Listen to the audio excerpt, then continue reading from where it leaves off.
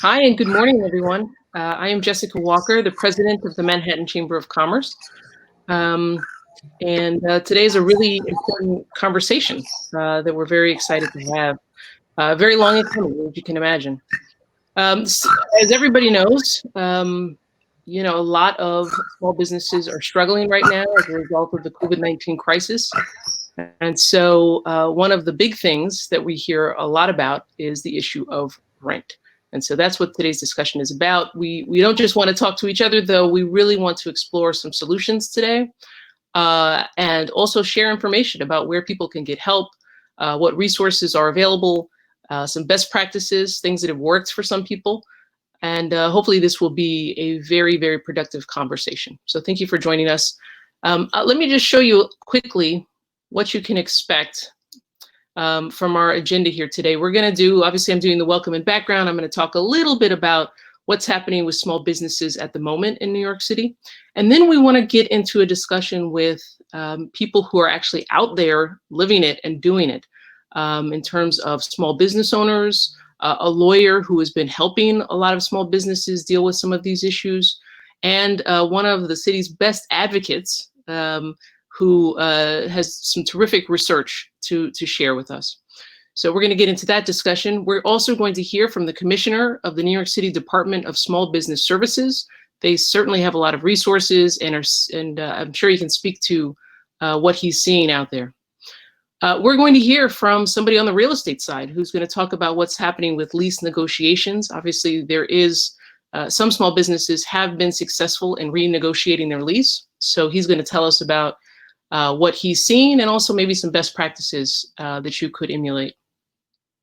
We're going to hear from Tim Wu, who is a Columbia University professor and a contributing opinion writer for the New York Times. And he also recently did a really interesting article that had a lot of recommendations. So we wanted him to share some of those with us today.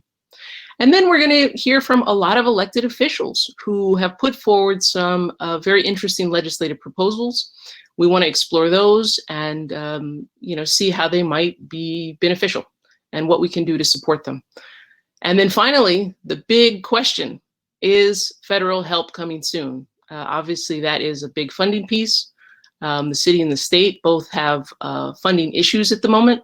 And so we really do need some federal dollars to help in many ways, but particularly on the rent issue, that could be a source of a lot of help. And then finally, we're going to hear from the Chamber's Director of Business Recovery, who's going to talk about where to get help right now, because there is help available in terms of help with your lease negotiations, legal help, that sort of thing. So we want to make sure that everyone has that as well. Quickly, before I introduce our first panel, I just want to take you through what I sort of see as what's happening with small businesses at the moment.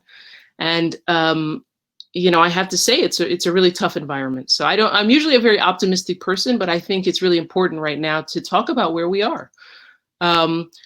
Certainly, we know that the shutdown, first of all, we're 7 months into this now, and it has been a very long 7 months for many, many businesses. We know that the shutdown hurt the service sectors the worst, and those are the businesses that have the most direct contact with consumers. So retail, restaurants, gyms, event venues, they have really been hurt. And because of changes in consumer behavior, there is still a lot of depressed demand, even though we are now in New York City, we're in the fourth and final phase of reopening. 64% of Americans are still not comfortable, engaging in the normal activities outside of their home.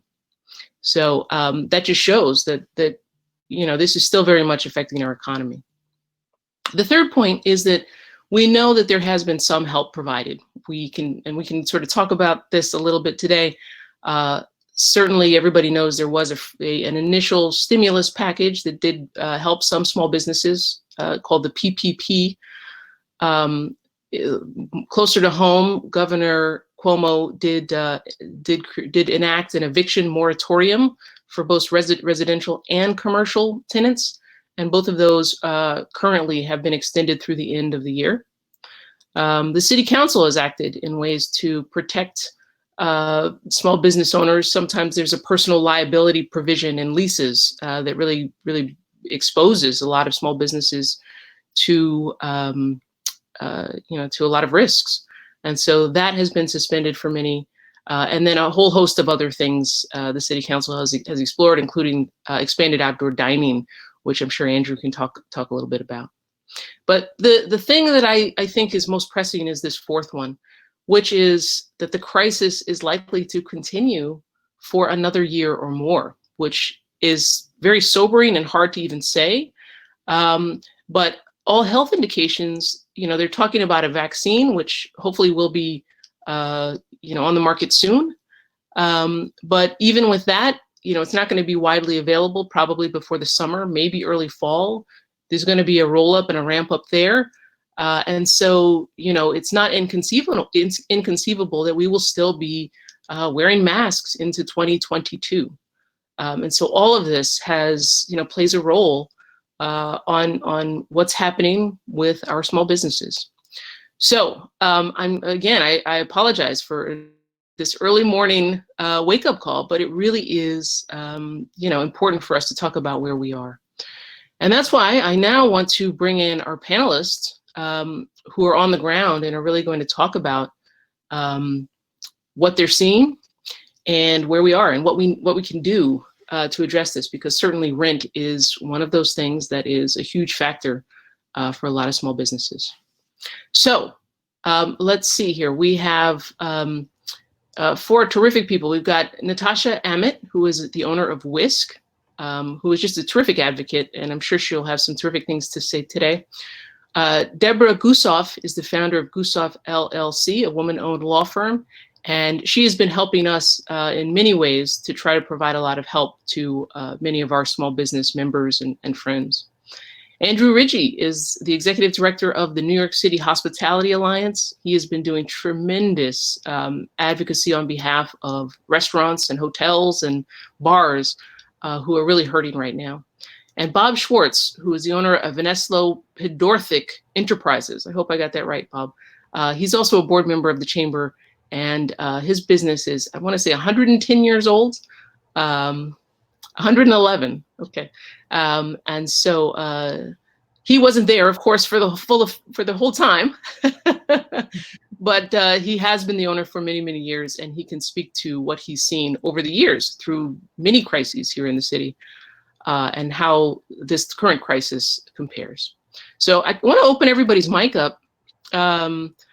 And I guess we'll start with you, Andrew. I think you have done some tremendous advocacy. You've gotten some really great results for restaurants, but you still have, your surveys are also very sobering about how rent is affecting them right now. Can you talk a little bit about that? Sure. Uh-oh, we lost Andrew. Okay, we'll get Andrew back. Maybe we'll turn to Bob. Bob, do you want to talk a little bit about everything that you're seeing and going through right now? Unmute myself. Yes. Oh, you can hear me okay now? Yes. Good morning, all, and thank you so much, Jessica, and for the Chamber for opening this door to have a conversation with each other about what we're all going through. I'm a retailer. We have 3 stores, 2 in Manhattan, 1 in Little Neck, Queens. As Jessica said, we started in 1909, 111 years ago. On Avenue A, we've been in Manhattan for 111 years, as well as other boroughs. We've had as many as 8 stores at any one time, and right now we have 3. This one is unlike all the others that we've been through. I've been running it almost 50 years, and the scale and the speed at which this collapse has taken place is not only unprecedented, but unsustainable, certainly as a retailer.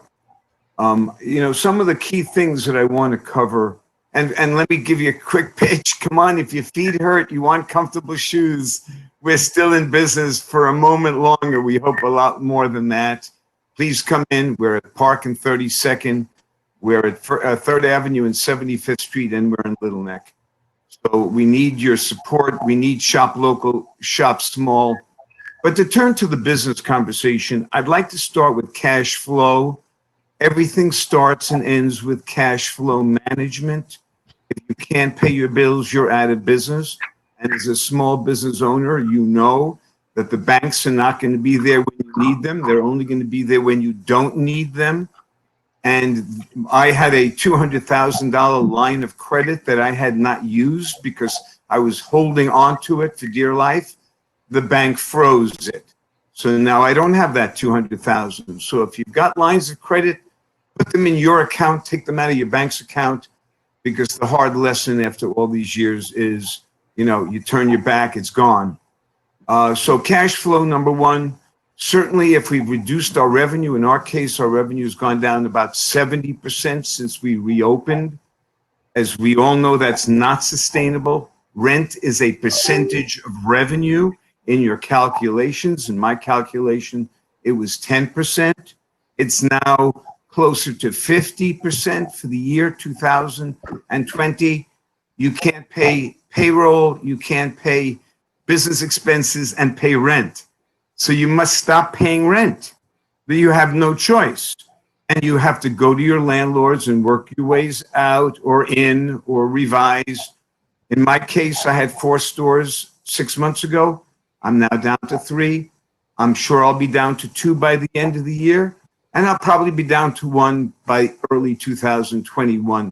No chance of holding on based on the lack of recovery. When you're at 30%, you just can't hold on. So landlords try to be helpful. They do care. They've got their own agenda issues. They have the same issues we have. Real estate tax. Real estate tax, when my building, my main store was sold, increased $100,000 a year. Real estate tax continue to go up each year in the city. And so that is the chokehold over landlords, over tenants, and of course, over the budgeting for New York City itself. So, those are the keys. We still are paying commercial rent tax, one of the most onerous taxes. If your business is between 96th Street and Canal Street, you got to pay, and you pay $500,000 in rent, you have to pay another tax on top of it. So you're paying tax on your tax. So this has to be dramatically changed. And just so you understand, because you're living this with me in your own way, our people are still on unemployment. We've only brought back half. They went from being on full-time to part-time. So as to survive, I'm working part-time.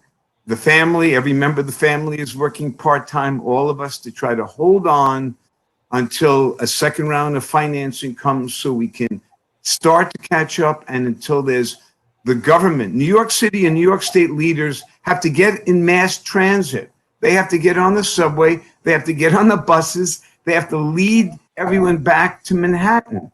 Manhattan isn't dead.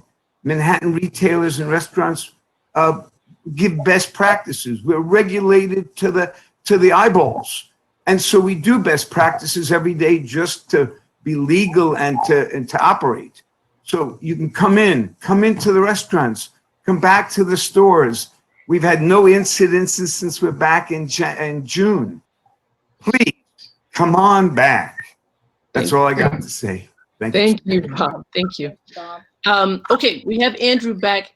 Sorry about that. Please, No give the floor. Yeah, well, good morning, everyone. Bob is spot on. So we've been conducting through the Hospitality Alliance these rent surveys, just asking questions all related to rent. And one of our recent ones was about 500 restaurant and bar owners in the 5 boroughs responded. And it was like 87% of them had only paid no rent or partial rent that month. Only 1 in 10 had renegotiated their lease. And if you speak with people like Bob, I'm sure you'll hear from Natasha as well. For a lot of these businesses, rent is the largest fixed cost. And if there is not money coming into the business, there's no way there's money that is going to be going out of that business to pay rent. And these are small business owners. So there's no way they are going to be able to pay back multiple months of missed rent, nor will they be able to pay 100% of pre-pandemic rents anytime soon, especially in the case of like restaurants when they're only operating at 25% occupancy. How are you going to pay 100% of rent? And the truth is, pre-pandemic, at 100% indoor occupancy, it was difficult enough for restaurants and bars and nightlife venues and other small businesses to survive. And, I often get the question, well, how many restaurants or small businesses have closed in the 5 boroughs since the pandemic hit? And it's going to take some time before we actually know. I think it's going to be a slow bleed, and we're going to have to look at 6, 12, 18, 24 months down the road.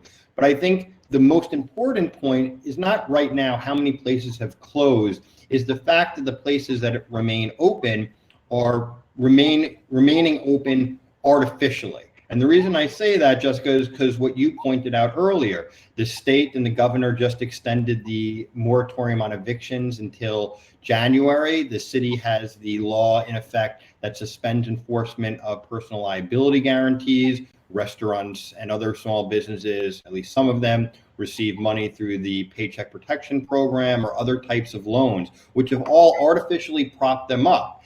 And the reason I say that is at some point something has to give, and we have to deal with the rent crisis. And I think in addition to, and I see the congressmen and council members, assembly members, senators that have all very good bills. And I think we need to pass as many different policies at as many different levels of government to help as many small businesses as possible survive. There's not going to be one policy that is going to help everyone because the complexity of the issue.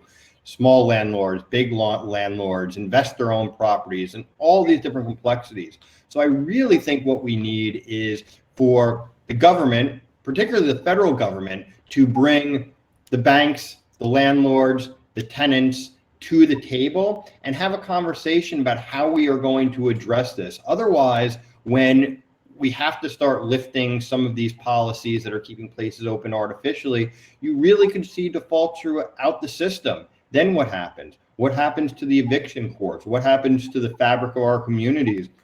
And what happens to the people whose lives have now been financially devastated? And I think this is going to be the biggest issue we are going to have to grapple with, and it needs to be done. I mean, we need the political momentum to pass many of the bills that I'm sure will be discussed later, as well as others, because again, especially New York City, these small businesses are the fabric, and it's the economic ecosystem. And when we talk about tax revenue, everyone's talking about these different issues that our city faces, but if commercial real estate and those tenants that are often paying a portion of their real estate taxes or property taxes through triple net lease are unable to pay them, you're going to be unable to fund the city and state's essential services, which are going to create more problems that are going to challenge our small businesses. So that is the extremely long-winded way of saying we need to deal with this crisis now. And while the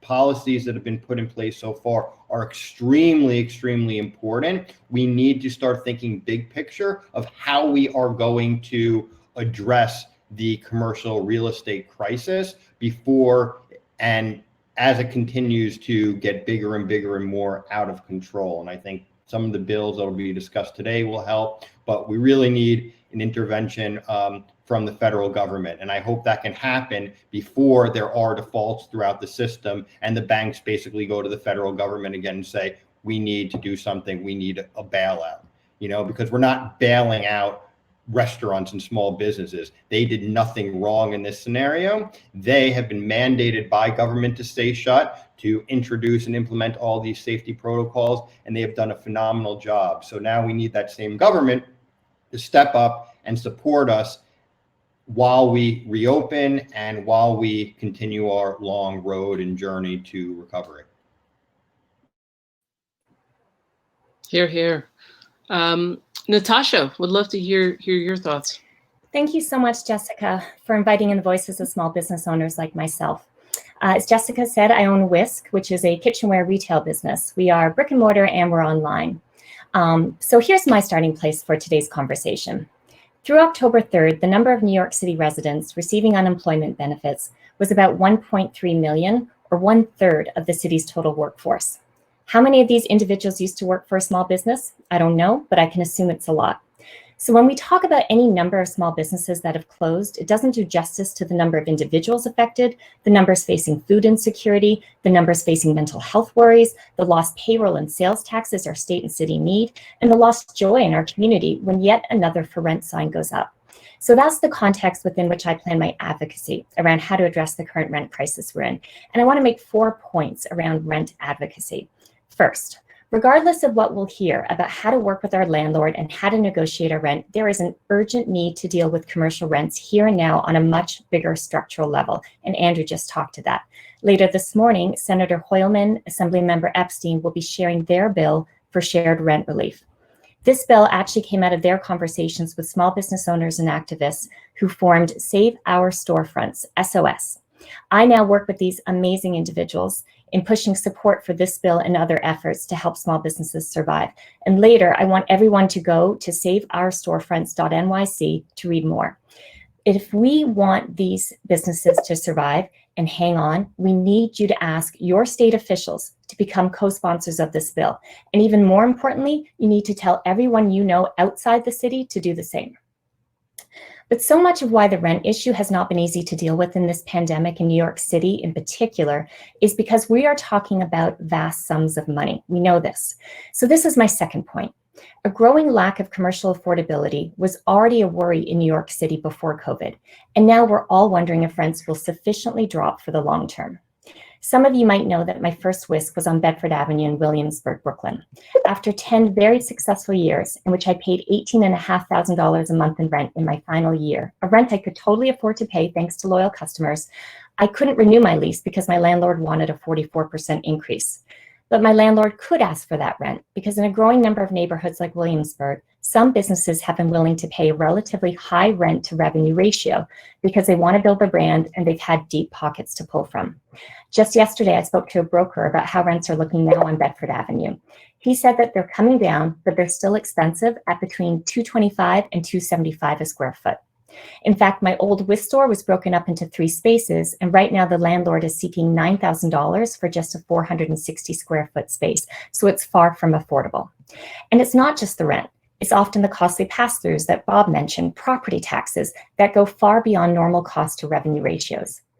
At my whisk store that I had for 7 years in the Flatiron District, I begged my landlord to find a new tenant because of the property taxes. What started out as an additional $10,000 annual tax bill in my first year grew to well over $54,000 annually by year 7. And for those with high property tax burdens relative to their revenues now, any downward pressures in assessed values will not be felt in actual taxes due for at least a couple of years because of how the tax system works. So in this moment, I don't feel tremendous confidence that on its own, the marketplace will move close enough and fast enough to affordability in neighborhoods where I might want to open a shop. So I think our challenge, our advocacy challenge, is to reimagine a post-pandemic society.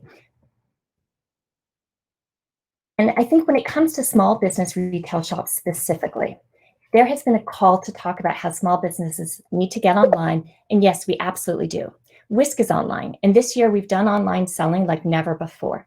But here's what we need to acknowledge about online selling. Even putting aside the environmental impacts of online shipments, from the business's perspective, it's incredibly inefficient to run this model because it's labor intense and it's costly. When a customer comes into Whisk to buy a frying pan, they engage with a sales associate, they make their purchase, often with many impulse buys, and they take it home.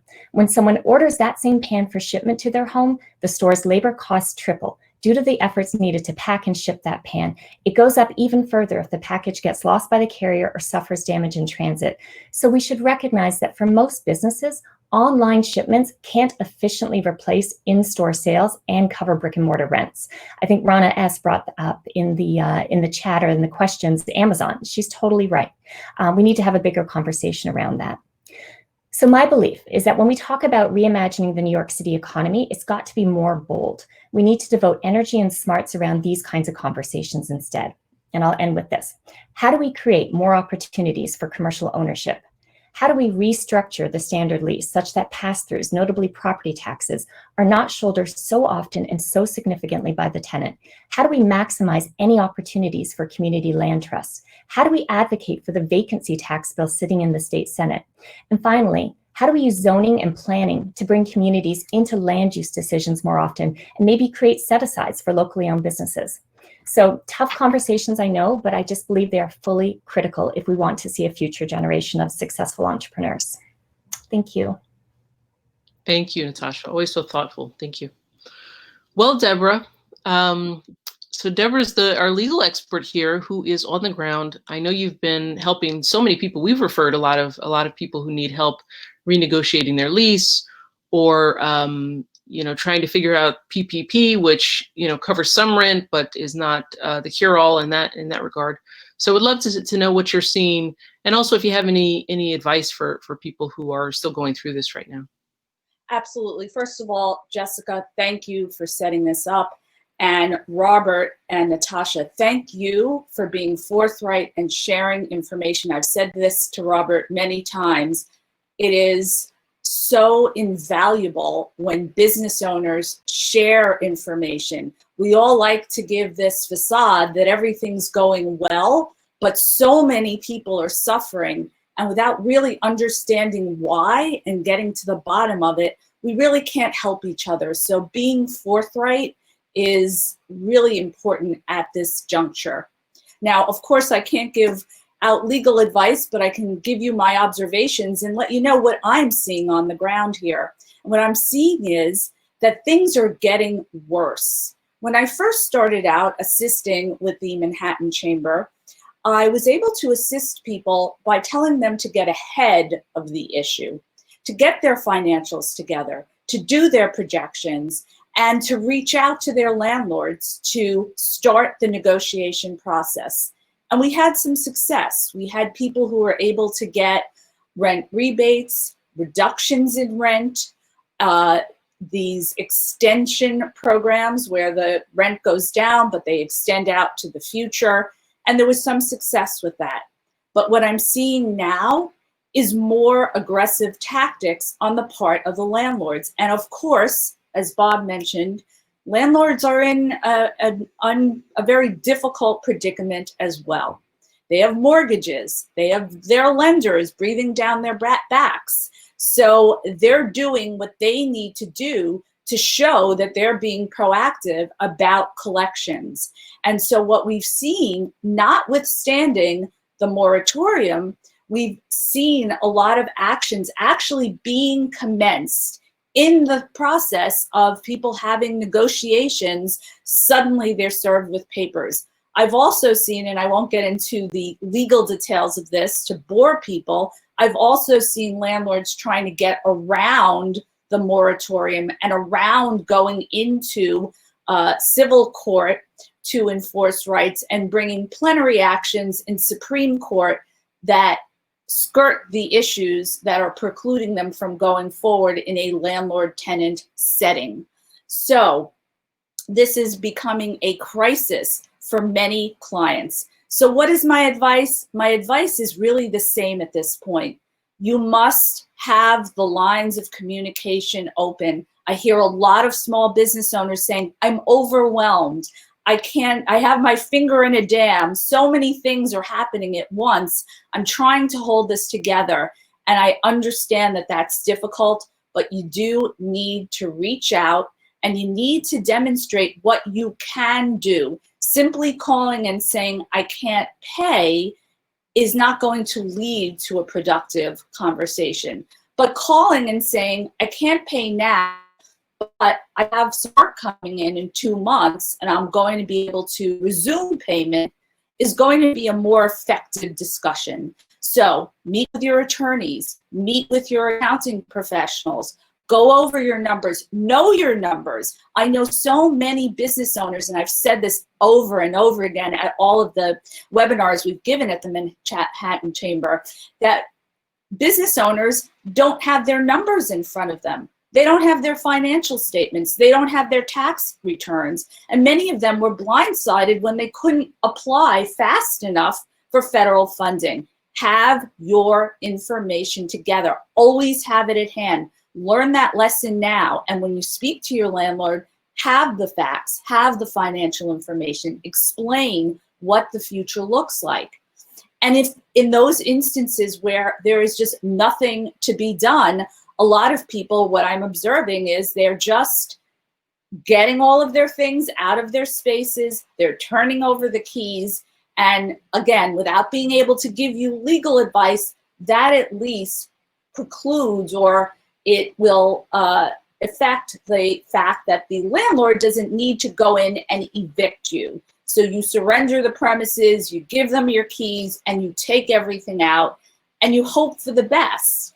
And there are a lot of businesses sadly doing that more and more as we're seeing the storefronts in all of our neighborhoods. We're seeing every day another store that is empty. Everything has been taken out overnight. And we don't want that to be the case. We want to help with it. So reach out, speak to other small business owners. We must stand strong together for small business. And please, please, please call the help desk at the Manhattan Chamber, because everyone has an individual situation. Everyone needs a sounding board. This is not something any of us can do on our own, isolated on an island. We need to share information. So please reach out through the help desk. I'm sure the information is going to be posted, and then you can set forth your questions, and we can try to help you and get you to the right help so that you're not just drowning on your own during this really difficult time. So again, my key takeaways are know your information, have your information available. If you can, get ahead of it before the landlord goes and files suit. And even though there's a moratorium, it isn't stopping people from at least trying. So save yourself a lot of headaches by getting ahead of it, standing strong together, and reaching out for help. Thank you very much, and I am happy to answer any questions through the chat group as we're going through this procedure. Fantastic. Thank you so much, Deborah. Always helpful. So we're going to get the commissioner next here, but I just want to say thank you so much to this panel. These are people I call upon regularly, so I owe all of you several favors at this point, but just want to thank you all for your wisdom and certainly for your time. Thank you so much. Okay, so we are going to bring the commissioner of SBS to the stage. And also, I just want to let people know we're going to talk a little bit more. Deborah mentioned a way for people to get help, and we're going to talk a little bit more about that towards the end. So please stay tuned. But Commissioner, welcome. Good morning. Can you hear me? Good morning. How are you? I am well.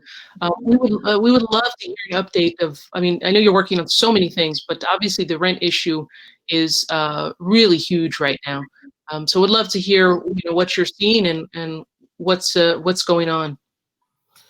Well, thank you for having me on, and certainly appreciate your work, Jessica, and the Chamber. Really, all of our partners across the city, all of our bids, our chambers are doing a fantastic job of helping our small businesses.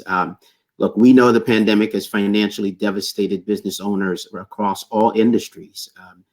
The public health measures and shutdowns of our state have put enormous financial pressures and uncertainty on business owners, especially regarding their rent. Really, from the onset of this pandemic, as you know, SBS, we've been out there helping small businesses, providing guidance and support.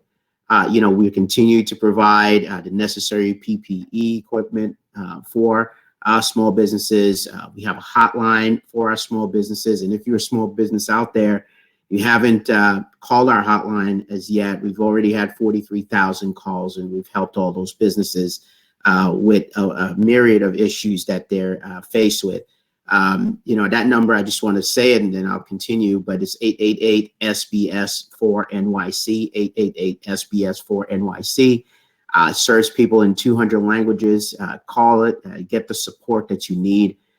Just so you know, we continue also really to give the education to our small businesses about all the resources that we have with 163 webinars, 44,000 attendees.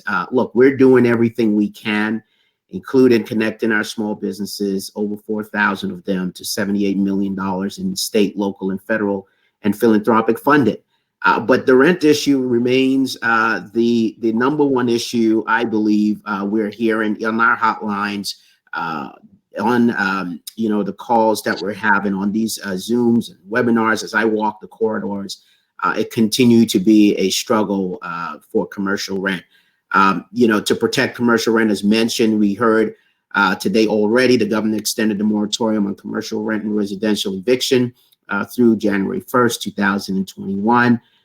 Look, this moratorium is believed to give business owners an opportunity to get back on their feet, right? But as you heard today, Andrew Ridgie said, and others have said already, that, we have to think about what's going to happen after that, right? And so we certainly know the challenges are persistent, and we've got to find some solutions to this challenge. The state legislature also have introduced a series of bills. Some of them are mentioned today, everything from moratorium, taxes, foreclosures, and tax liens, to utility termination, to suspending rent and mortgage payments for both residential and commercial tenants. A series of proposals. Here in the city, we've seen that the mayor signed into law, of course, the protective measures to make sure that the personal assets of commercial tenants are not being caught up in this tragedy that we're in. And so prohibiting the enforcement of that personal liability provision, which I think is critical and is helping many of our small businesses. And of course, City Council passed some bill to also help with DOF, with tax collection, reduction of late fees and so forth for property tax owners, which again, those savings and those services can then be passed on to our small businesses. Look, it's quite a bit happening out there, quite a bit of activity, both on the state and the city side when it comes to legislative action. And we certainly want to support everything that we can that brings a lifeline to small businesses via grants, loan, tax relief, small business services, etc. Here at SBS, we have our commercial lease assistance program, a very popular program. Since its inception, have already served 680 businesses since 2018. The mayor extended that program this year and increased the funding by $300,000 to $1.5 million, where small businesses can get assistance, connect them to free one-on-one legal services. We help review leases to determine what a business rights are, help you understand what your obligations are, and help you negotiate a plan with the landlord. We also worked with City Bar Justice Center, over 150 businesses we've already helped there. They've been fantastic partners working with us to provide free legal assistance and to navigate real estate, commercial leasing issues, insurance-related claims and contracts, and so much more.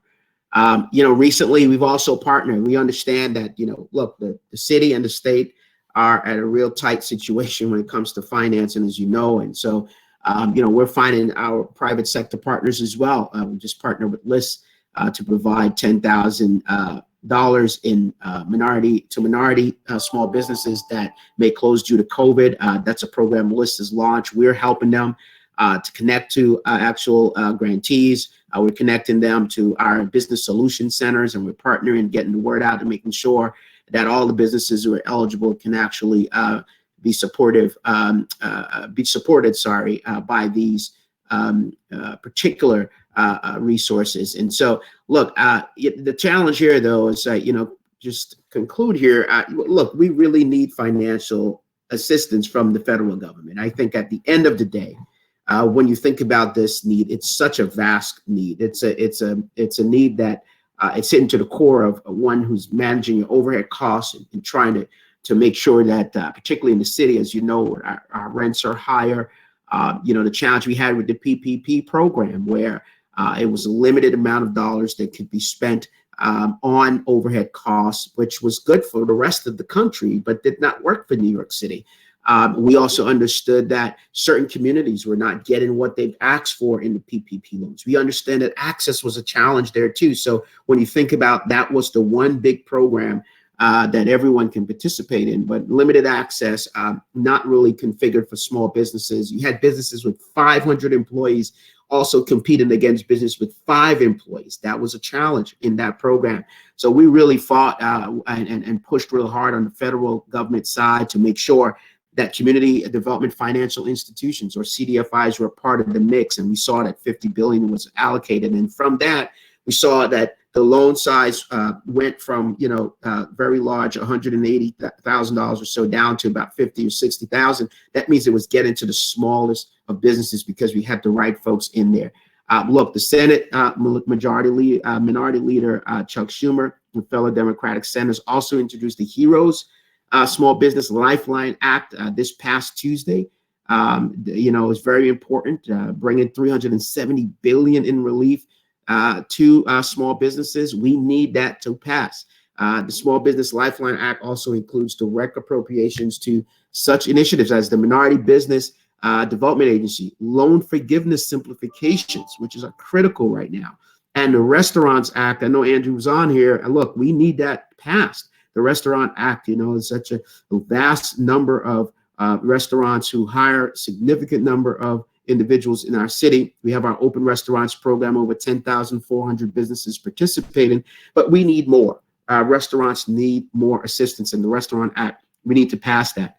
And really, and extend the Paycheck Protection Program. I believe that is the one solution that we have, being looking at the fiscal state of the city and the fiscal state of the state of New York, and we need it to be expanded and extended, and that through March 31st of 2021. So the HEROES 2.0 would provide a broad mix of these relief and investment to hard hit underserved small businesses. So really, in conclusion, look, the health and economic impacts of the pandemic have been devastating for our small businesses. Our small business services have been here. We've helped tens of thousands of small businesses, either with loans or some sort of service, but the challenges are still real, and rent is at the top of the list. But we need our federal government to step up. We need a federal solution.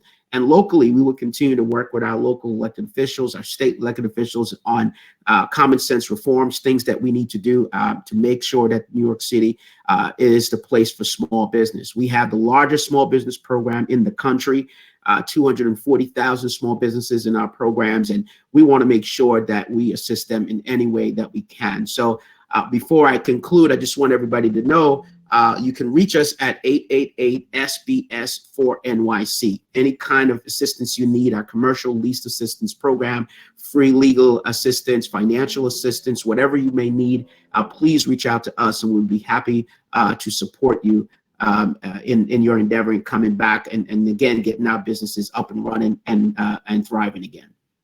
Thank you so much, Jessica. Thank you, and thanks so much for everything that you're doing. We will be sure to include the contact information you just gave in a follow-up email to everyone who's on this webinar. So thank you so much, Commissioner. Thank you so much. Well, now we're joined by Tim Wu. I'm really interested in hearing from him. He is a professor at Columbia University and also a contributing writer for the New York Times. But he had a very interesting and provocative article, I think it was a week ago or two, that was all about talking about the issue of commercial rents. And we thought it was really important to hear from him because there were some really great ideas there. So Professor Wu, we would love to give you the floor and hear from you. Thank you. Uh-oh, did we lose Tim? We'll try to get him back. But as I mentioned, we are going to, well, a few things. One, if you have a question specific to what's going on with you and your business, please go into the question box there. And you can enter them. We do have some of the people we were talking to on the first panel will be able to answer some of your questions. So feel free to put a question in there. Also, everybody who's on this call or on this webinar is going to get an email afterwards for us to provide additional information. Some of it's which will be talked about today. So everyone will get that. All right, well, let's see if we can get Professor Wu back. Here we go. Okay, so we'll try to get Professor Wu back. In the meantime, we have Alan Schmerzler, who is with who's with Cushman and Wakefield, and we thought it would be important to hear from him about best practices about trying to renegotiate your lease. It has worked for some small businesses, so we were hoping he could talk to us a little bit about how that is going, and maybe best practices for small businesses. Thank you very much for having me this morning. A lot of the things I've heard this morning from this incredible lineup are going to sound familiar to some of the things that I'm going to say. As was mentioned, I'm a commercial real estate broker here in New York City. The sole focus of my business is retail, representing both landlords and tenants. What's happening in New York obviously is tragic because small businesses constitute the bulk of retail space occupiers in New York, and they really make up the fabric of New York City. In terms of dealing with your landlord, Deborah earlier mentioned keeping the lines of communication open. The most important thing is to be open and transparent and very straightforward with your landlord, because whether it's a large commercial landlord or a smaller landlord, what landlords crave more than anything is predictability and certainty. And the reason for that, as Deborah pointed out, is that whether you're a big landlord or a small landlord, everybody has a mortgage to pay. So hiding your head in the sand and sort of dodging having the hard conversation with your landlord is really the last thing that you should be doing. Being straightforward, very transparent and honest is the quickest way to a resolution. What the landlords are most interested in is having you return to paying rent as quickly as possible. In the landlord's mind, they obviously want you to go back to paying full rent as quickly as possible, but that's just not realistic. And, one of the things that I think it's important for everybody to understand, and you should be, tactical when you express this to your landlord, is that if the landlord loses you as a tenant, there are basically a grand total of 0 replacement tenants standing in line behind you to reoccupy that space over any sort of reasonable period of time. So it really is in the landlord's best interest to work with you and to be as flexible as possible to help you survive, to help you reopen, and to help you at some point get back to paying rent. My recommendation is, depending on the type of business you are, to absolutely take the position that you require full rent forgiveness and explore ways to pay the landlord back at some future time, such as adding term to the lease so that you have longer lease term, you have more control of your real estate over a longer period of time, and at least you're giving the landlord an opportunity to recoup some of the rent that the landlord was unable to collect from you. Obviously, if you can reopen, trying to convert to a complete percentage rent structure with the landlord is a way to survive this very challenging period of time. If you do put forth, or if the landlord puts forth a percentage rent structure, that's going to require that you obviously share your sales on a regular basis with the landlord. Another thing that you can do is, after you've achieved a certain amount of percentage rent for a certain period of time, offer to convert a portion of that percentage rent into fixed minimum rent, so that there is, at least in the landlord's view, a path that you've established back towards getting back to paying regular fixed rent that's not necessarily attached to percentage rent. One of the other things you should try to do during this period of time is, the landlords are going to want a date certain in the future by which you will revert to paying some sort of percentage rent. And it's important, if the landlord is insistent upon that, to build language into a lease amendment that protects you in the event of the continuation of restricted seating, restricted occupancy in your store, the unfortunate eventuality, of another shutdown. You should be trying to work language into your lease arrangements with your landlords that permits you to close without additional penalties. Some of the things that I'm seeing, particularly with businesses that are very tourist driven, is trying to figure out what the trigger is that will require them to reopen. One tenant that I've been assisting on 42nd Street, when I asked him, how can we find the trigger for, the date by which you must reopen? And he looked at me and he said, when there are planes in the sky and people walking on the street. And I realized when he said that to me that he was absolutely right. There really wasn't necessarily an easily discerned trigger for that sort of a tenant. So one of the things, or a number of the things that we're looking at, trying to get both him and the landlord to agree to, is when easily measurable metrics, such as data that's gathered by the Times Square Alliance, when pedestrian traffic recovers to a certain level, when office building occupancy recovers to a certain level. Those are things that are tracked by the Real Estate Board of New York. When air traffic recovers to a certain level, when ridership on buses, subways, and Metro North recover to a certain level. So trying to work with your landlord on publicly available metrics that you are both comfortable with as a mechanism to try to establish some sort of a reopening date or a phased reopening date. All of these things give the landlord some sense of security and predictability about having you as a rent-paying tenant in the future, while at the same time it gives you the breathing room and the time that you need for your business to recover and to rebuild. But again, coming back to my earlier comments, it's important to be transparent. It's important to be forthcoming. Definitely don't avoid having the conversations with the landlords, even though they are excruciatingly difficult conversations. But once you begin having that dialogue, the conversations get easier, because at the end of the day, whether the landlords want to be in this position or not, they really are your partner during these very difficult times. And at the end of the day, it is in their best interest to work with you, to keep you in place, because the alternative for the landlord is to lose you and then be without a replacement tenant for a period of time that could easily, at this point, be a year, 2 years, and at a rent that will be less than what you may be able to recover and pay, because as a tenant in place, you know what your sales history has been in that particular location. So you know better than anybody else what you're capable of paying. So, at the end of the day, while the conversations are very difficult to have, it's important to have them.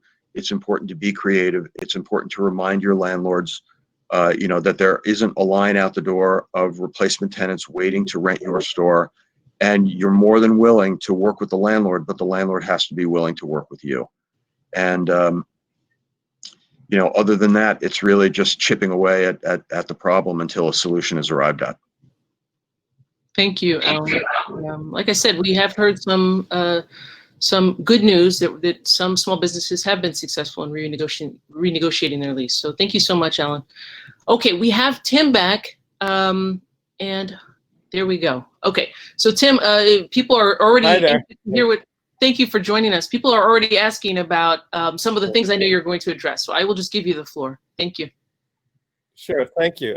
Thanks. So I'm Tim. I teach at Columbia Law School, and I'm very interested in the problem of commercial rent that people are talking about here. And so I know landlords are having some trouble, but I want to say one thing that is clear to me, that rents have to go down for the city to recover.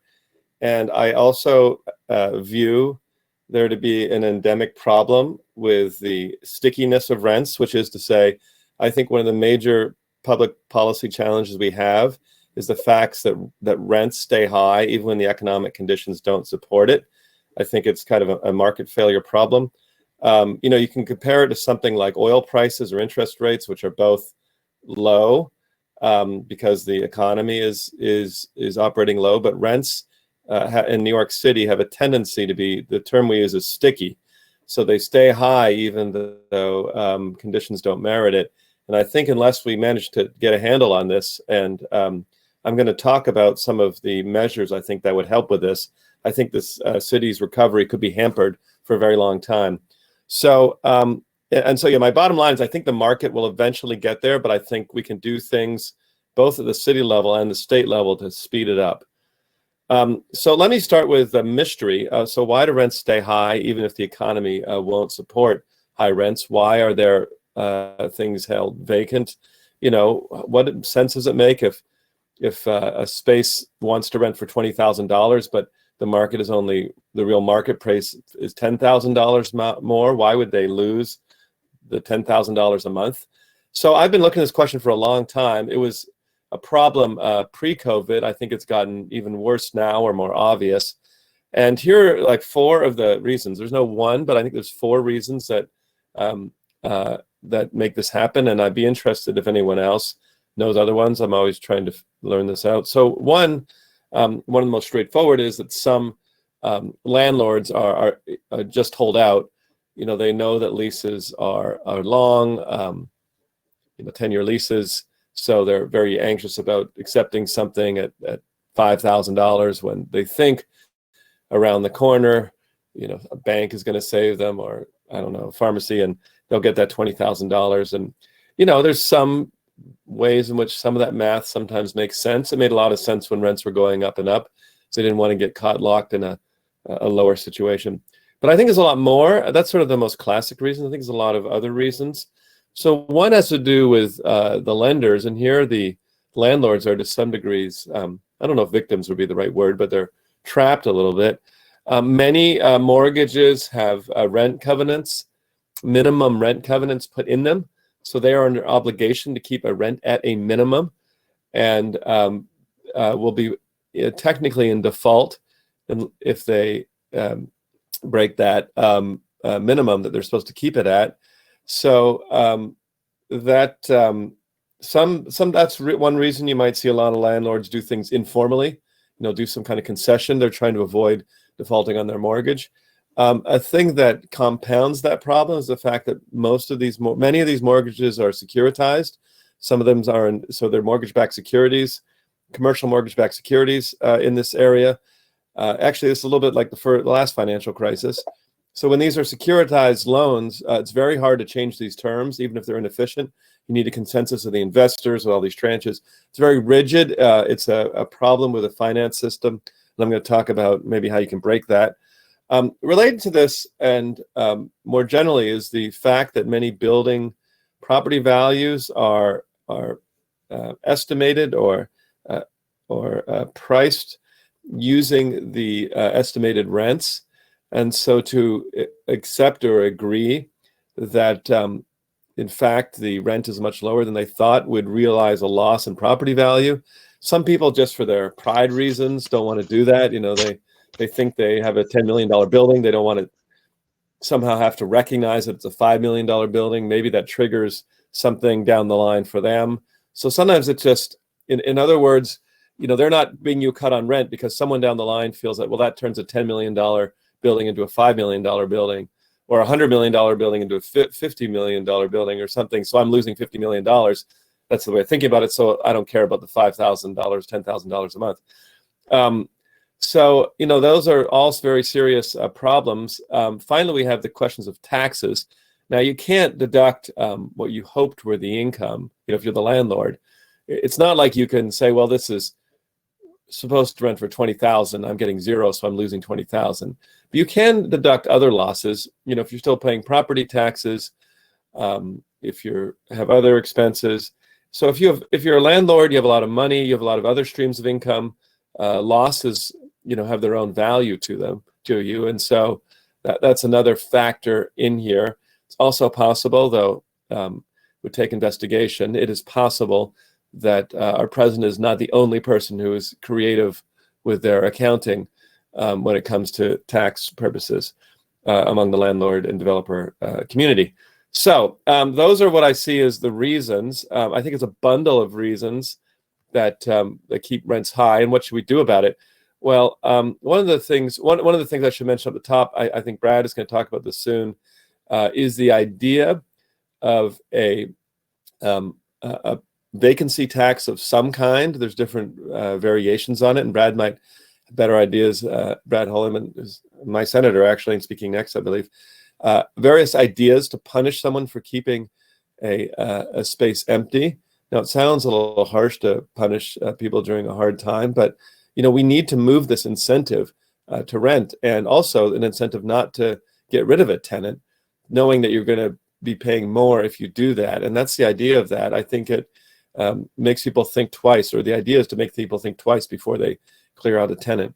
Second, I think the state should act right now to void these rent minimums in mortgages, to avoid any excuse that a landlord might have to say, hey, I can't lower it because my mortgage. I mean, it might be legitimate. They're afraid of being in default themselves.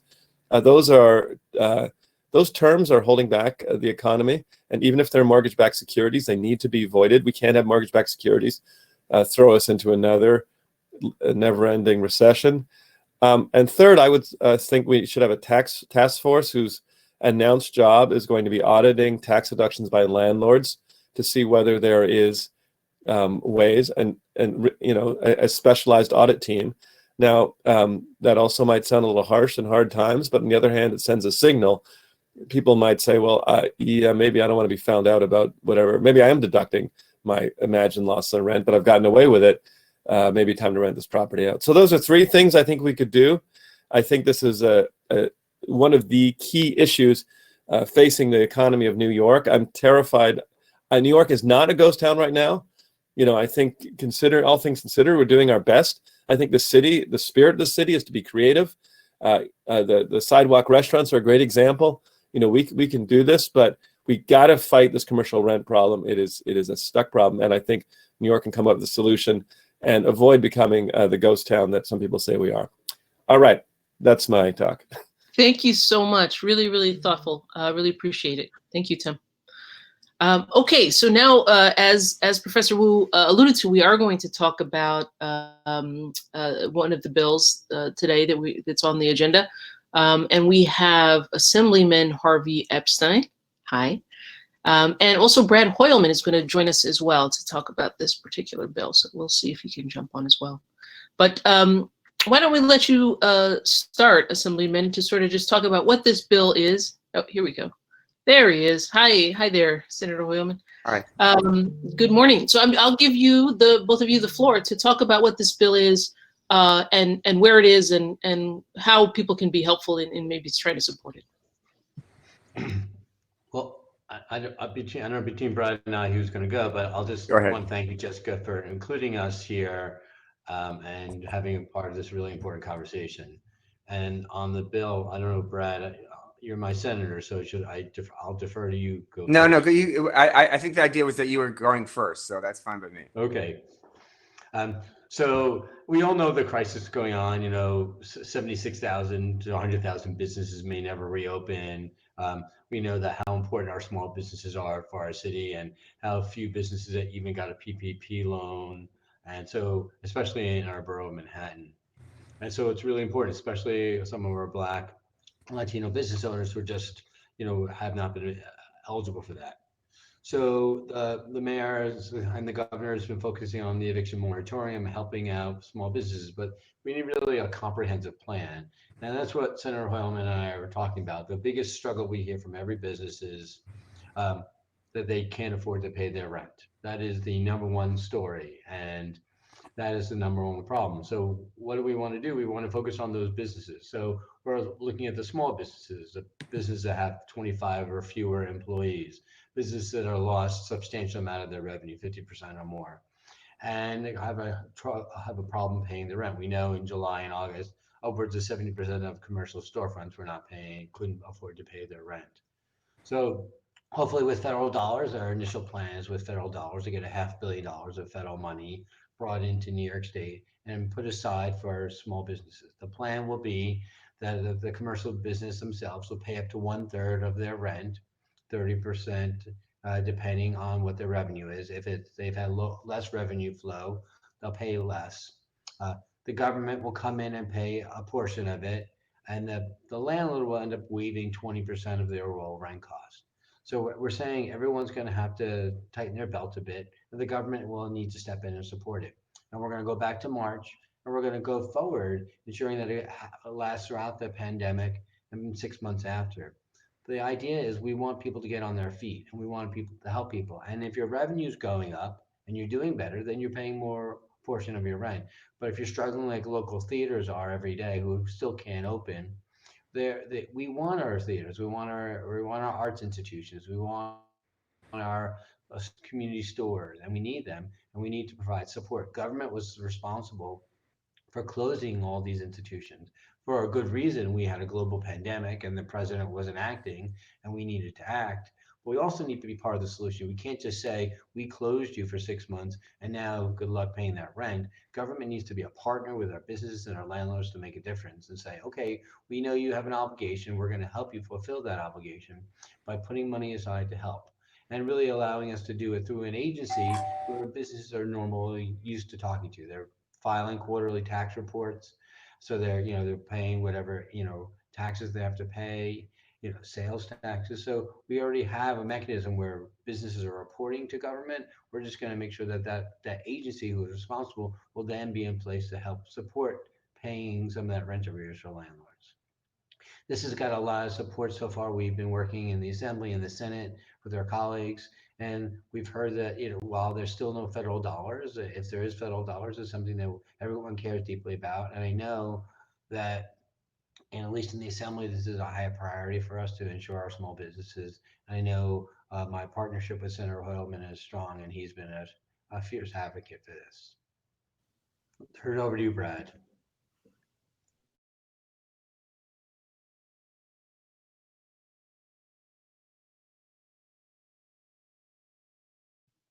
Brad, you're on mute. There we go. Sorry. Sometimes it's better that politicians be muted, as I think we found out recently. But just wanted to thank you, Jessica. Thanks to all the speakers, a number of them who are from Harvey and my district. It's an honor to see them. And having a public intellectual like Tim Wu on this issue is really advantageous for our small business community. Just to say, I'm a little frustrated that we don't have more engagement from City Hall on legislative issues. Like, what do they want to see us do in Albany? It has been left to Assembly members and senators like Harvey, me, and Senator Kavanaugh, and Assembly member New to try to come up with these solutions. But frankly, this needs to be all hands on deck. And while rezonings and big picture plans for the 5 boroughs are magnificent, we're talking about businesses that are shuttering every day, Jessica, and there needs to be a more concerted effort, if I do say so myself. So the bill that we're continuing to propose legislative options, and you're going to hear from some of our other colleagues on that front. But the kind of since Harvey talked about the specifics, I'll say this: the state and the city need to set a good example too. As a landlord, the state is a landlord through the MTA, and Councilmember Powers and I helped negotiate what we hope to be a rent relief package for small businesses at Grand Central Terminal. We don't know the full details because we're waiting for the MTA's approval, but basically it's going to be an abatement with some percentage moving forward based on revenue that the small businesses are able to earn. And I think that's overall a good model and similar to what Harvey and I have proposed in the Save Our Storefronts legislation. As Tim has indicated, there are a number of other bills that we've been looking at too, including a commercial vacancy tax to get at this issue of empty ground floor commercial storefronts that have been vacant for years in many instances. And while one of your speakers says it's not in the landlord's interest to push out the tenant because there isn't anyone in line, the market is obviously failing, or good sense and rationality is failing, because that's what a lot of landlords are doing. A good example, just a few blocks from me, is the Banty Rooster. A young woman and her partner moved from Denver, Colorado to New York to start their dream Southwestern restaurant. The pandemic hit. Even though they had great reviews, they had limited outdoor seating because of the configuration of the street. And the landlord refused to negotiate any percentage of sales. And now that small business owner has packed up her belongings and she's back in Denver, Colorado. So those are the stories that really kind of hurt and suggest a failure of government response. And I think the commercial vacancy tax is one bill, in addition to the Save Our Storefronts, that we could double down and basically require a shared sacrifice like we are trying to negotiate at Grand Central. So I'll leave it at that because I know you have a lot of speakers, but in addition, I want to congratulate Councilmember Powers on his bill regarding a temporary moratorium on the commercial rent tax that was mentioned earlier. I'm introducing a bill at the state level, Keith, to back you up. It makes no sense that Manhattan gets hit with this tax and Manhattan small businesses are suffering as a result. There's other legislation, of course, about personal liability on commercial leases that the city council has passed, and we should move that forward at the state level. And then I'm carrying a bill with Assemblymember Cruz, which we call the Clear Path Forward Act, which would establish that COVID-19 pandemic, the pandemic constitutes an unforeseeable event for the purposes of demonstrating the impossibility of performance or frustration of contracts. So those are a few ideas, but Jessica, again, let me close with this. We need executive leadership to embrace one or several of these bills from City Hall, because the city's legislative agenda is going to be very important as we resume our efforts in Albany. Thank you. And thank you to you as well, Assemblyman. We will, in the email that we're going to send to everybody, we will provide more information so people can go to the website and learn more about your bill. But thank you so much. Really do appreciate your time. Thank you. So we're going to talk to now State Senator Brian Cavanaugh and New York City Councilman Keith Powers, who has done quite a bit. And I'm sure there's several bills you can talk about today. But we do want to talk more about the idea that you guys have raised around providing incentives through property tax abatements to provide some rent relief. So I will give you the floor. Thank you. Great. Keith, do you want to go? Should I go first or? I'll start, yeah. Okay, I'll start, and happy to yield to my great colleague Keith Powers as well. So first of all, I just want to begin by thanking you for hosting this forum, Jessica, and everybody at the chamber. And it really is great to I haven't been on for too long, but I've seen the great lineup of speakers you have today, and it's terrific to hear from Harvey Epstein and Brad Hoylman, and I think you're also hearing from Nydia Velasquez and Adriana Espaillat later, and from the Small Business Services Commissioner and my friend Andrew Riggi. All of these people really have been working very hard to find constructive solutions that actually could be implemented in the short term to bring real relief to our small business community in particular. So the proposal that I particularly want to talk about today is our Small Business Recovery Lease Act.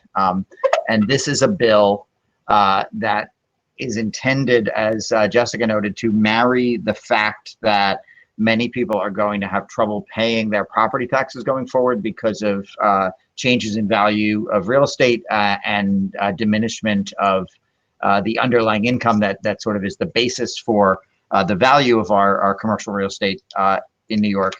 And of course, many commercial tenants are going to have trouble, already are having severe problems paying their rent.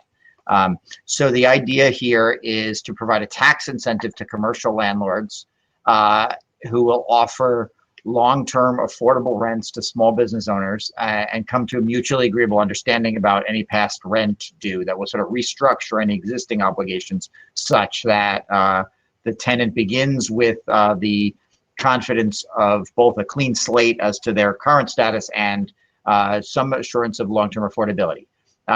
The bill would require two steps. First of all, the state would have to authorize this kind of program. So I've introduced a bill along with Assemblymember New, of Lower Manhattan, to authorize the program. And then I've been working with Councilmember Powers, of course, and also Councilmember Brad Lander of Brooklyn on how the details of the program would work and what the authorizing, the implementation legislation would look like at the city level. So, you know, this basically reflects obviously the individual hardships that individual businesses are facing, but also just a recognition that there really is a public interest in protecting our small businesses and the vibrancy of our business community and our neighborhoods. And, you know, every storefront that's vacated, of course, has, you know, effect on other neighboring businesses and on the community at large, and certainly the people that have, you know, grown to rely on individual businesses. At the same time, you know, I think that anybody who thinks that property tax collections are going to function normally in the years to come, and that, you know, the city can just rely on that revenue coming in the normal way, I think isn't, you know, fully appreciating the tremendous impact that COVID is going to have. So, you know, there are multiple approaches. I don't think that our bill is intended to be, you know, the panacea. You know, it's not going to solve the entire range of the crisis.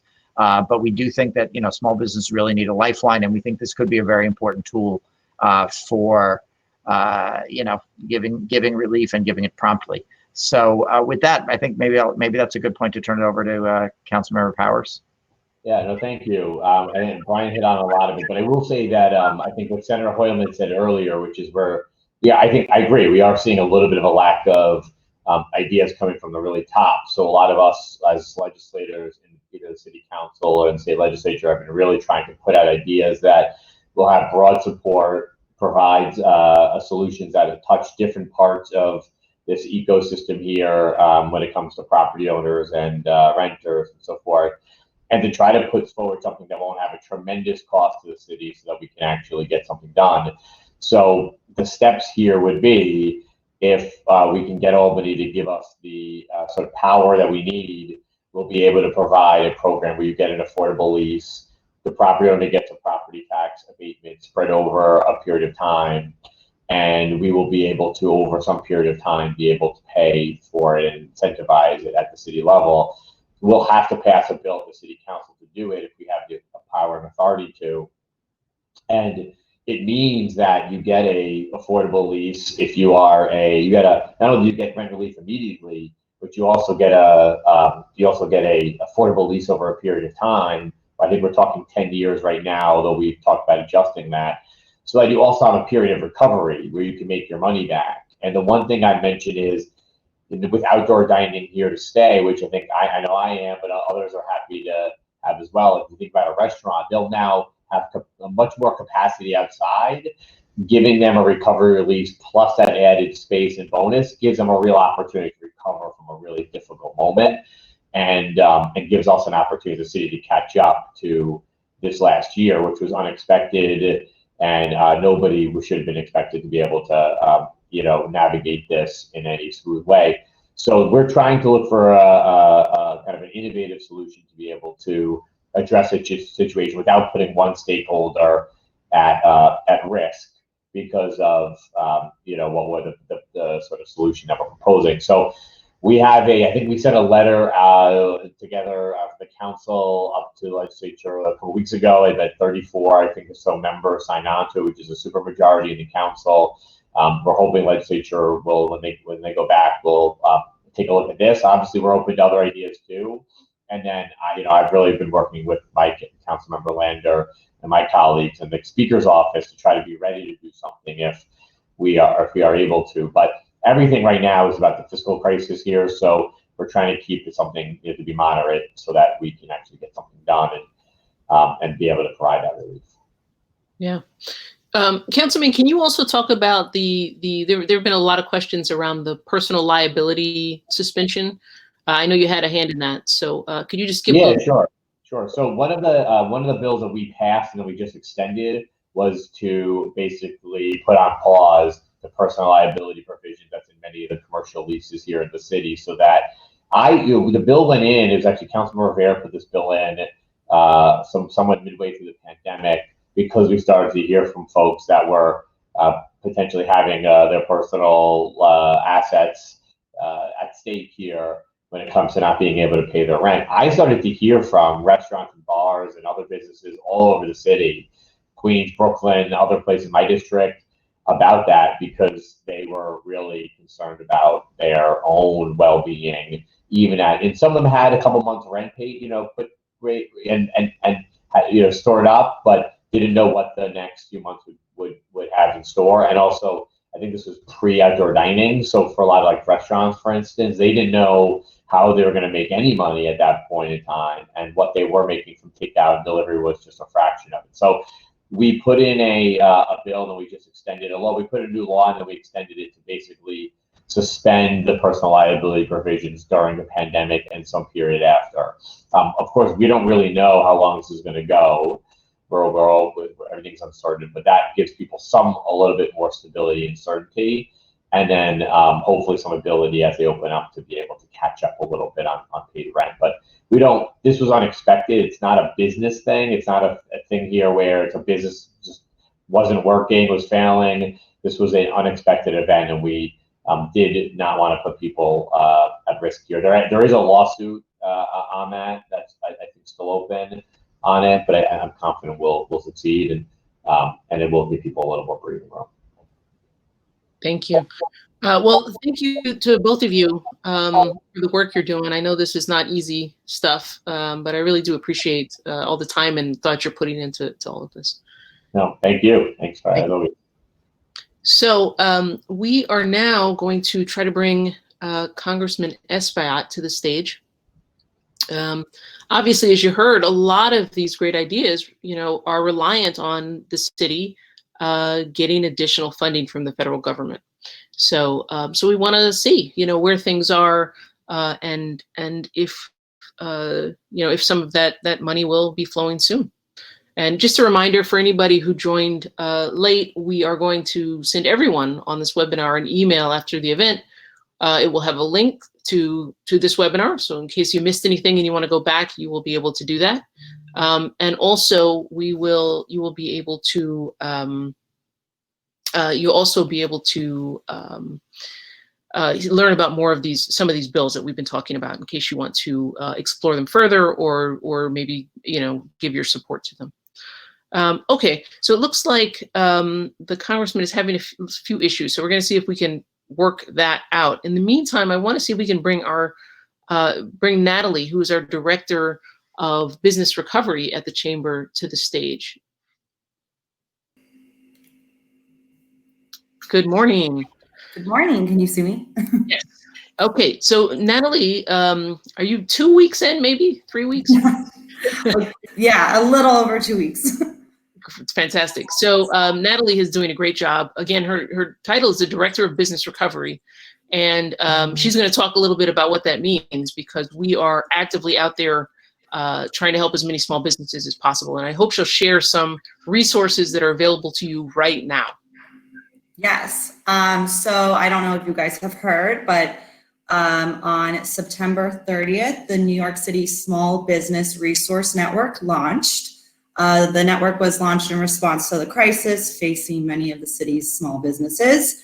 The Peterson Foundation, Partnership Fund for New York City, EDC, in collaboration with SBS and all of the chambers of commerce, joined forces to launch a one-stop shop to accelerate the recovery of small businesses and strengthen the city's economy.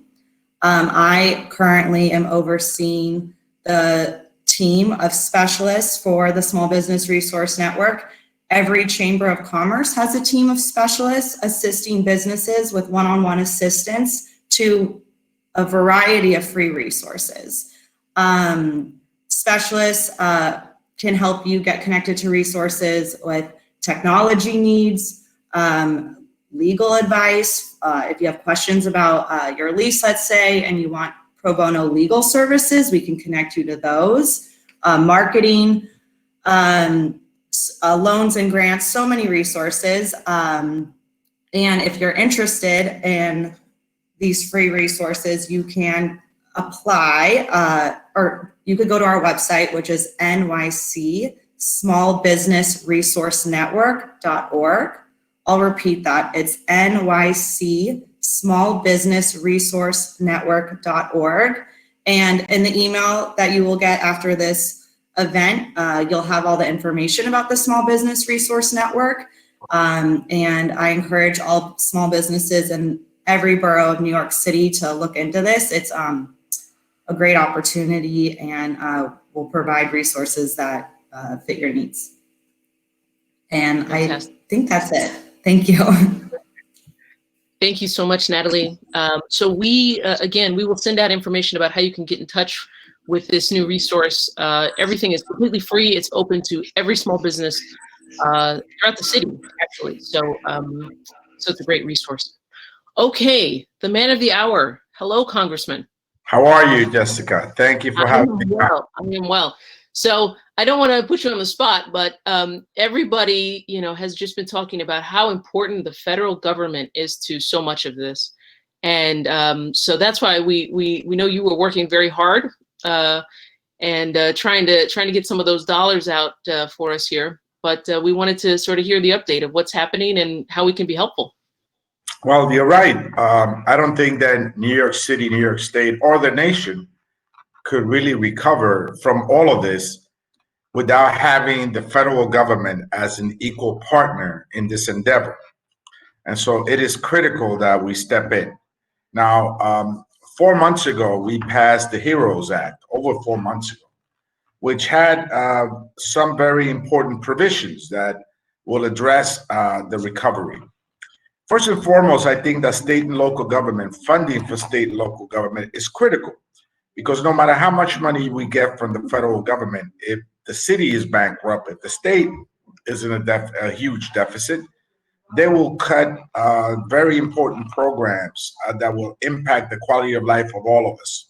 And so we had in the HEROES Act $8.3 billion the first year and over $4 billion the second year for the city, and an equal amount of funding that will address the state deficit. And I think that's critical. And as they say, the devil is always in the details.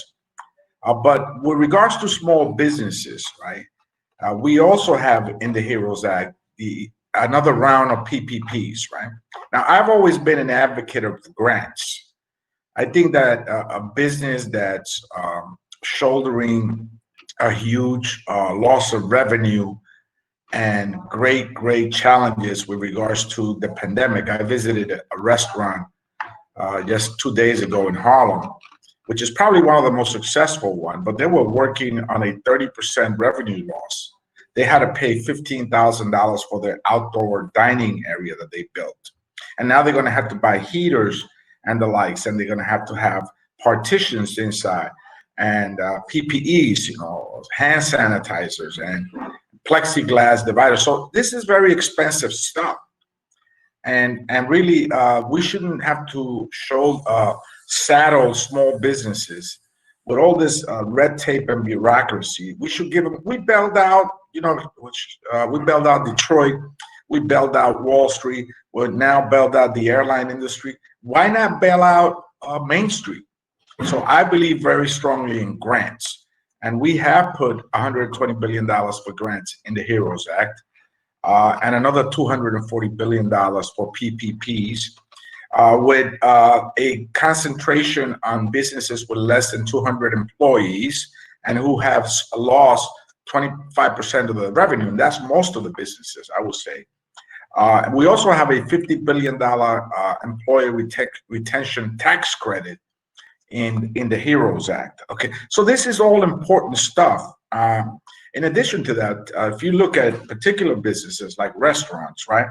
For example, we'll see that they need additional help. In many ways, restaurants define our neighborhoods. People come from all over the tri-state area, to Harlem, to Northern Manhattan, to East Harlem, to the Bronx, to discover the cuisine, and they fall in love with our neighborhoods. And that is a very crucial part of our city, particularly when we get back the tourism industry. And so this is also important. Now, in addition to that, we have a $100 billion rental assistance provision within the HEROES Act that will take care of residents, right, of apartments. Now, that's important because the landlords have their obligations with the banks. And so if you take care of the tenants, the residential tenants, in some ways you will alleviate the landlord's problems with rent overall, including the commercial tenants. And so this is all important. I think that we, for a long time, have been having this debate about small businesses and what do we do with them with escalating rents. And there's a vacancy tax provision that the city council is discussing. You had the binding arbitration model that has been debated for decades, and yet we still fail to bring relief for small businesses, which are the biggest employers in our economy, not the big box stores, not Wall Street, not corporate America. Small business continue to be the biggest employers of our economy, and we must bring them some level of relief. Finally, I think that transportation and public transportation is all, I know the Senator Hoylman spoke about how he negotiated a very good agreement for the commercial tenants in Grand Central Station. But the MTA has a $12 billion deficit. Now, we put $4 billion in the CARES Act early on in the year, and now we push to include another $8 billion in the HEROES Act that was passed over 4 months ago. But since then, the deficit has ballooned by $4 billion. This is all going to have an impact. We're all in this together. We're joined at the hip on many of these issues. Currently, the Trump administration and the Senate, which recently its leadership said that they do not want to do anything until after the election, want to barter and want to negotiate bits and pieces of this. I think the HEROES Act is an ambitious act. It's our version of how America should recover, and I think it has in it the provisions that are so important for your membership, the business community, the small business owners in the borough of Manhattan. And so we need your help in pushing the Senate to understand that they must adopt the HEROES Act, and we must do it now. Thank you so much for having me, Jessica. No, we appreciate you so much. So I think that's right. That's what we're hearing in terms of there is a reluctance for anything to move, it seems like, until after the election. But do you think something will happen after the election, or will we have to wait until January? I hope that we can do this after the elections. And I think that there is an urgent need and we look at the numbers. The numbers this morning, the COVID-19 numbers were staggering across the country. I mean, we've in New York have dealt with this pandemic. We know it very well. And our numbers went dramatically down. They seem to be inching up now. But if you look at the rest of the states, it's just incredible what's happening. And the denial that this is behind us is just not only ridiculous, it's deadly. And so, we must ensure that either now, I'm for doing it before the election, if we can agree on the details of it. But unfortunately, they want to leave a bunch of folks behind, including small businesses, by the way. And that's unacceptable to us. But if not before the elections, right after that, we should undertake the negotiations and get it done. I think it's critical that we're back in some level of stability before the holiday season and as we enter the new year. That's fantastic. Thank you so much for your leadership, Congressman. And thank you for your time today. I know you're very busy. Thank you. Thank you so much, Jessica. Thank you for doing this. Of course. Talk soon. Okay, so we've come to the end of this discussion for